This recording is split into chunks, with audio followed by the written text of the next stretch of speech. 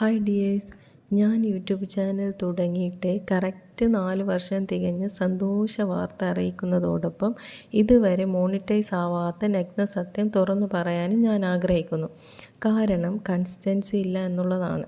90% ക്രാഫ്റ്റും 10% സ്റ്റിച്ചിങ്ങും മാത്രം ചെയ്തു വന്ന എൻ്റെ ചാനലിൽ ഞാൻ ഗതികേട് കൊണ്ട് മാത്രം വീട്ടുജോലി, കുക്കിംഗ്, സ്റ്റിച്ചിങ് ഒക്കെ മിക്സ് ചെയ്തു.